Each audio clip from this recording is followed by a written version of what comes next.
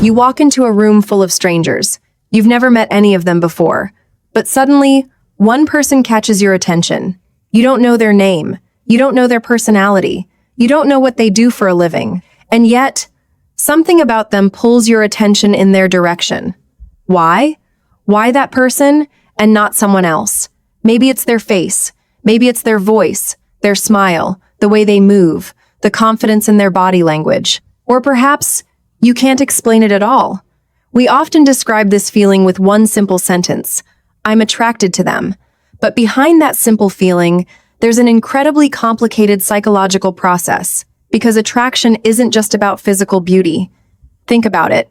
Have you ever met someone you didn't find particularly attractive at first, but after talking to them, laughing with them, and discovering their personality, they suddenly became much more attractive? And have you ever experienced the opposite? Someone looked incredibly attractive until you got to know them. Then something changed. Their face didn't change, their body didn't change. So what changed? Your perception of them. That's where the psychology becomes fascinating. Human attraction can be influenced by appearance, but also by familiarity, similarity, personality, confidence, humor, body language, social context, and the emotions we experience around another person. Sometimes we're attracted to people who feel familiar. Sometimes we're drawn to people who share our values. Sometimes someone becomes attractive simply because we feel comfortable, understood, or excited around them. And sometimes, our brains make judgments about people before we're even consciously aware of them. But there's another side to attraction that we need to understand. Feeling strongly attracted to someone doesn't automatically mean that person is right for you. Chemistry and compatibility aren't the same thing. You can feel an intense emotional or physical attraction towards someone while having completely different values, communication styles, or expectations about life. That's why understanding attraction isn't only interesting. It can help us understand ourselves. Hello, my amazing students. My name is Sarah, and today we're going to learn English through the fascinating psychology of attraction. As always, we're going deeper than simply learning vocabulary. We're going to use English to understand real human behavior. Why are we attracted to certain people? How important is physical appearance really? Why can seeing someone repeatedly make them seem more attractive? Why do similarity and emotional connection matter? What does confidence communicate? And why can our own brains sometimes mislead us when we feel strongly attracted to someone?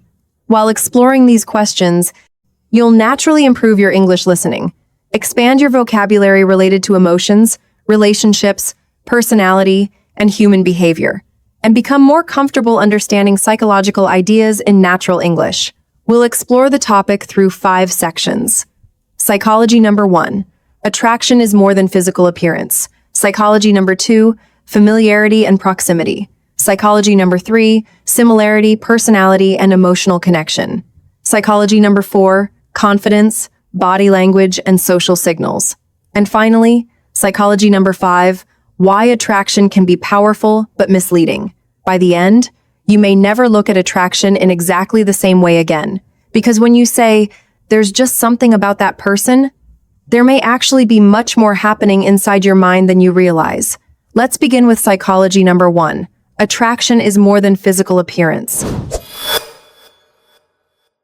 Psychology number 1. Attraction is more than physical appearance. Imagine 2 people at a party. The first person is physically beautiful. Perfect clothes, perfect hair, and attractive face. You notice them immediately. But when you start talking, they barely listen. They constantly interrupt you. They talk only about themselves. And they treat the waiter disrespectfully. 20 minutes later, something interesting happens. They don't seem quite as attractive anymore. Now imagine another person. Maybe you barely noticed them when you entered the room. But then you start talking. They're warm, funny, curious. They listen carefully when you speak. They remember something you mentioned earlier. And somehow, after an hour, you begin seeing them differently. Their appearance hasn't changed, but your attraction has. Why? Because physical appearance is only one part of attraction. Now, we shouldn't pretend looks don't matter. They can. Physical appearance often influences first impressions, particularly before we know anything else about someone. Our brains can make extremely quick judgments from faces, expressions, clothing, posture, and other visible information. But here's where things become interesting. A first impression isn't a final impression. As you learn more about someone, new information enters the picture. Their personality, their humor, their intelligence, their kindness, their confidence, their values, and most importantly, how you feel when you're around them. This can change your perception of their attractiveness. Think about someone who makes you laugh. Every time you're together, you feel relaxed. You don't need to pretend. You don't constantly worry about saying the wrong thing. You simply enjoy being around them. Over time, your brain begins connecting that person with positive emotions, and that emotional experience can become part of the attraction itself. This helps explain why attraction can grow slowly. Movies often show attraction as instant. Two people look at each other, music starts playing, and immediately they know. Real life is often less dramatic. Sometimes attraction develops after weeks or months. A coworker becomes more interesting after several conversations. A friendship slowly develops romantic feelings. Someone you initially considered ordinary becomes extremely attractive because you've discovered qualities you admire. There's another fascinating psychological idea called the halo effect. This happens when one positive quality influences how we judge other qualities. For example, if we find someone physically attractive, we may unconsciously assume they're also more confident, friendly, intelligent, or successful, even when we don't yet have enough evidence to know that. Our brain takes one positive characteristic and allows it to color the rest of the picture. But the halo effect can mislead us. An attractive face doesn't automatically mean a kind personality. Confidence doesn't automatically mean competence.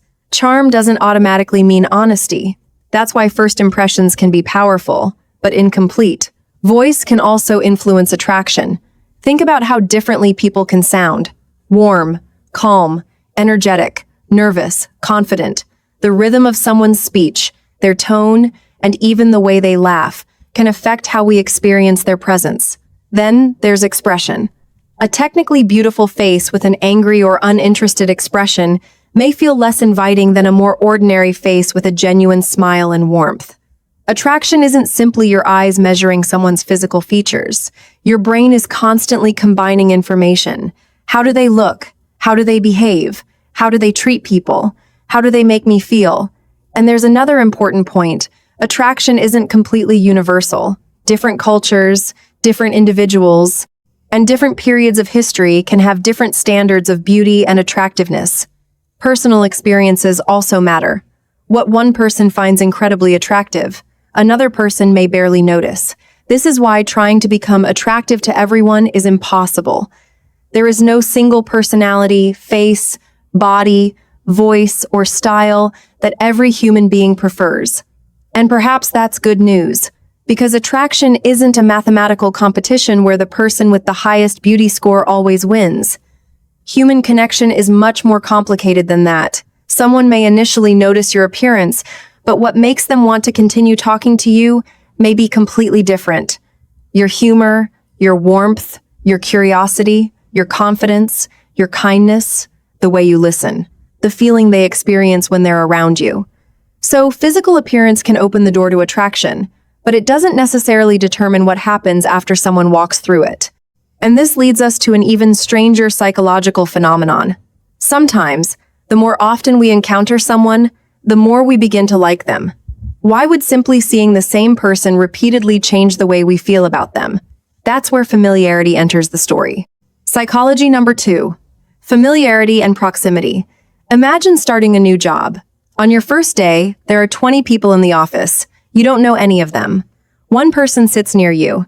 At first, you barely think about them. But every morning, you see them. You say hello. Sometimes you meet near the coffee machine. You work on a project together. You share a joke. Weeks pass. Then one day, you realize something has changed. You actually look forward to seeing them. Why? Part of the answer may be surprisingly simple. Familiarity. Psychologists have studied something known as the mere exposure effect. In simple terms, repeated exposure to something can sometimes increase our liking for it. A song is a perfect example. You hear a new song for the first time and think, it's okay. Then you hear it again and again. After several days, You're singing it without realizing it. The song didn't necessarily change. Your familiarity with it did. Something similar can sometimes happen with people. When we repeatedly encounter someone under reasonably positive or neutral conditions, they become familiar. And familiarity can feel comfortable, predictable, safe. This doesn't mean that seeing someone 50 times automatically makes you fall in love with them. Of course not. If your experiences with someone are consistently negative, more exposure may make you dislike them even more. But when interactions are positive, repeated contact can create opportunities for attraction to develop. This connects with another important idea: proximity. Proximity simply means physical or social closeness. Think about where many relationships begin: school, university, work, neighborhoods, friend groups, clubs, communities. Why? Partly because those environments repeatedly bring the same people together. You cannot develop a relationship with someone you never encounter. But when two people regularly share the same environment, something important happens. They get opportunities. Opportunities to talk, to discover similarities, to observe each other's personalities, to create memories, to develop trust. Imagine two people working together. At first, their conversations are purely professional. Can you send me that document? What time is the meeting? Then, gradually, the conversations become more personal. What did you do this weekend? What kind of music do you like? Have you ever traveled there? Small conversations create information. Information creates familiarity, and familiarity can create emotional comfort. This is one reason attraction sometimes seems to appear slowly. There wasn't necessarily one magical moment. Instead, hundreds of small interactions accumulated.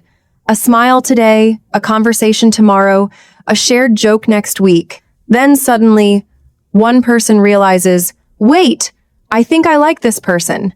But familiarity has another interesting effect. It can reduce uncertainty. When you meet a complete stranger, your brain knows almost nothing about them. Are they friendly? Can you trust them? How will they respond if you make a joke? As you spend more time together, some of those questions get answered. You begin predicting their behavior. You understand their humor. You know how they communicate.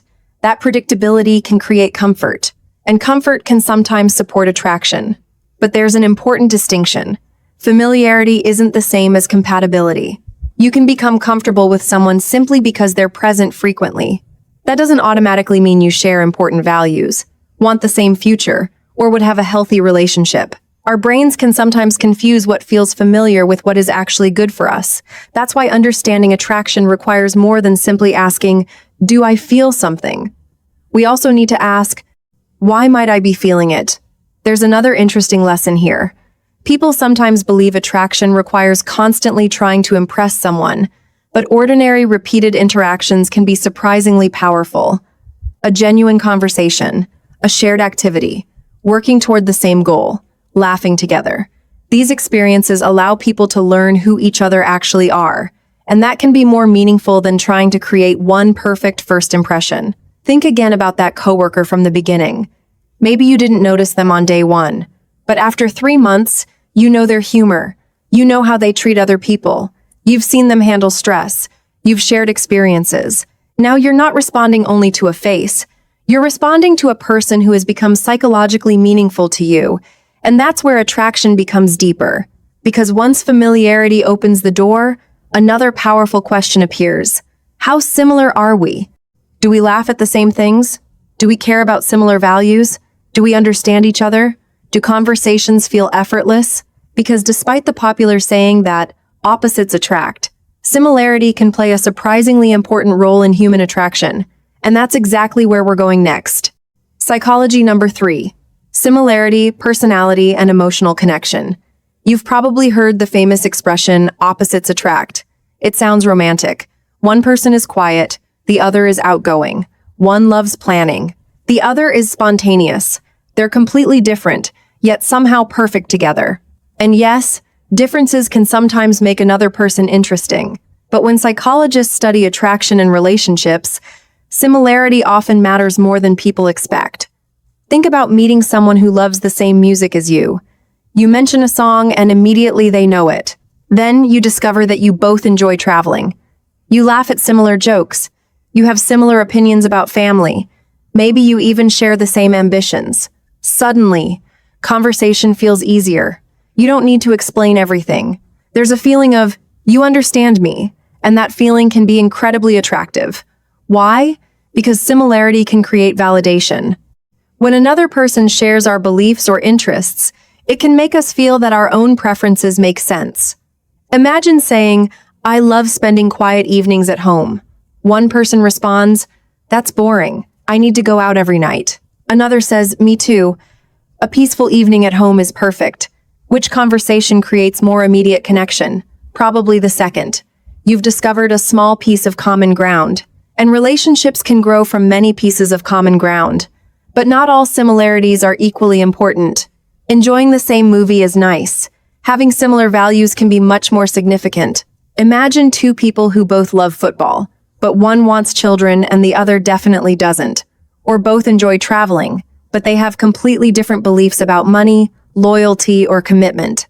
Shared hobbies can create conversation. Shared values can help create compatibility. That's an important distinction. Attraction asks, "Do I want to be around this person?"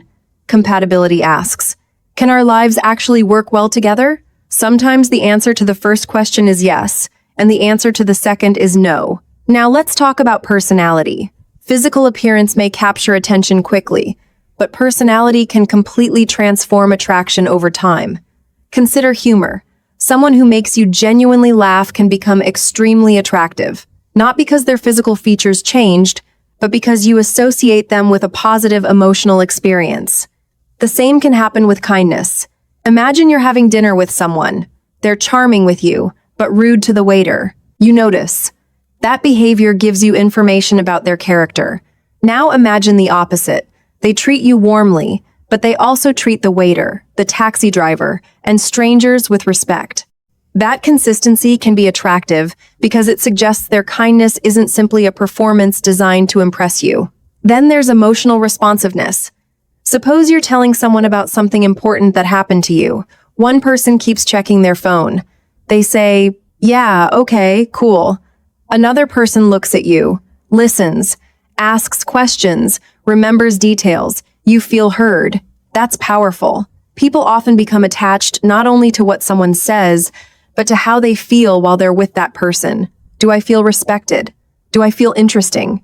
Can I relax? Can I be myself? Do I feel emotionally safe enough to speak honestly? These experiences can shape attraction. And there's another fascinating ingredient, reciprocity. We often become more interested in people when we believe they genuinely like us too. Imagine meeting someone you find attractive, but they seem completely uninterested in you. Now compare that with someone who smiles when they see you, remembers your name, asks about your life, and clearly enjoys your company. Knowing that another person appreciates us can influence our feelings toward them. But there's an important warning here. Healthy reciprocity is mutual interest. It's not manipulation. Trying to make someone jealous, deliberately ignoring them, or playing psychological games may create uncertainty. But uncertainty isn't the same thing as a healthy connection. Real emotional connection usually needs something more stable. Trust, respect, honesty, interest, and enough vulnerability to let another person gradually know who you really are. This is why attraction can deepen over time. At first, you may notice someone's appearance. Later, you notice their humor. Then, their kindness, their ambitions, their strange little habits, their fears, their values, the way they behave when life becomes difficult. You're no longer attracted to an image. You're responding to a more complete human being. And perhaps this explains why some long-term couples say, "They became more beautiful to me over time." Their partner didn't necessarily become physically more beautiful every year. The meaning attached to that person's face changed. Memories became attached to it. Trust became attached to it. Laughter, support, shared experiences. A face that once belonged to a stranger eventually represented someone deeply important. That's attraction at a much deeper level. So yes, appearance can matter, but attraction can also grow through similarity, personality, shared values, mutual interest, and the emotional experience two people create together. But before two people discover all of those deeper qualities, they're already communicating in another way. often without saying a single word. A glance, a smile, posture, distance, the way someone enters a room. Which brings us to another fascinating part of attraction: body language and social signals. Psychology number 4, confidence, body language, and social signals. Imagine two people walking into the same room. The first person enters quietly, shoulders slightly closed, eyes looking toward the floor. They seem uncomfortable. They constantly check their phone, almost as if they're trying to disappear. Then another person enters. They're relaxed. Their posture is natural. They look around the room. They smile when someone speaks to them. They don't appear desperate for attention, but they don't seem afraid of it either. Which person appears more confident? Probably the second. And notice something important. They haven't said a single word yet. That's because communication begins long before we speak. Our posture, facial expressions, eye contact, movements, voice, and physical distance can all communicate information. We usually call this body language, and body language can influence attraction. Let's start with eye contact. When someone looks at you while you're speaking, it can communicate attention. It says, "I'm listening. I'm interested in this conversation." But context matters.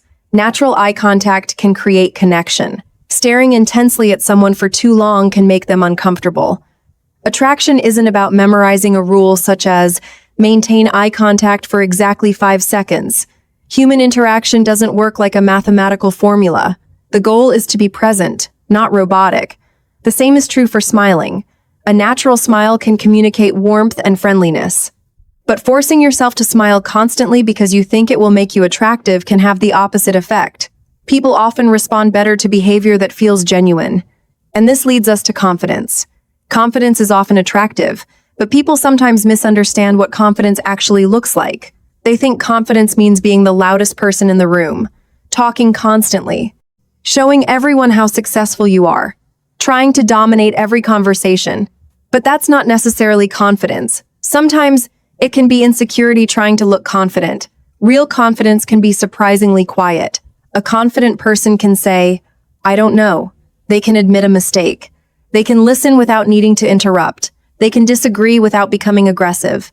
They can receive a compliment without desperately asking for another one. And perhaps most importantly, they don't need everyone to approve of them. This creates an interesting effect. When you're desperately trying to make someone like you, you may begin changing yourself. You agree with everything they say. You hide your real opinions. You pretend to enjoy things you don't enjoy. You become afraid of saying anything that might disappoint them. But now there's a problem. Even if they like you, what exactly do they like? You haven't shown them the real version of yourself. Healthy confidence allows you to communicate something different. I'd like you to like me, but I don't need to become someone else to make that happen. That attitude can make social interactions feel more natural. Voice also matters. Imagine someone saying, "It's really nice to meet you." Those words can communicate completely different emotions depending on how they're spoken. Warmly, coldly, nervously, enthusiastically, sarcastically. The words remain identical, but the emotional message changes. This is why attraction involves much more than vocabulary. Tone communicates emotion. And here's something especially useful for English learners. When you're speaking a second language, you may become so focused on grammar that you forget you're communicating with another human being. You think, "Was that past perfect? Did I use the right preposition?"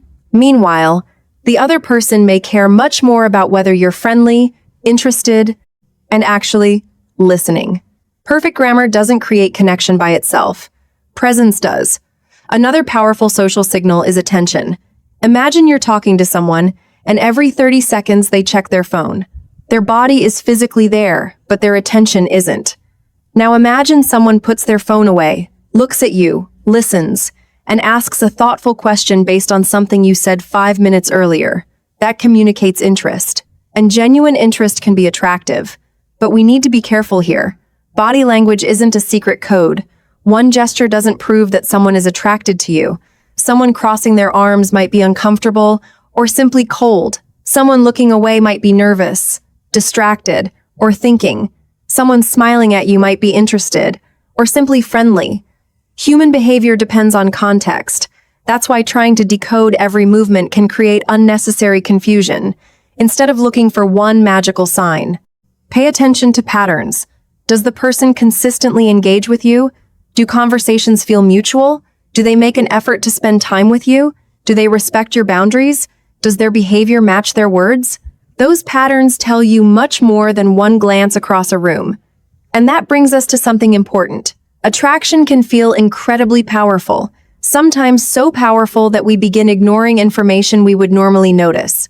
We idealize someone, excuse behavior we wouldn't accept from another person, or assume intense chemistry means we've found the perfect partner. But our brains aren't always objective when attraction becomes strong. And understanding that may be the most important psychology of all. Psychology number 5. Why attraction can be powerful but misleading. Sometimes attraction feels so powerful that we mistake the feeling for evidence.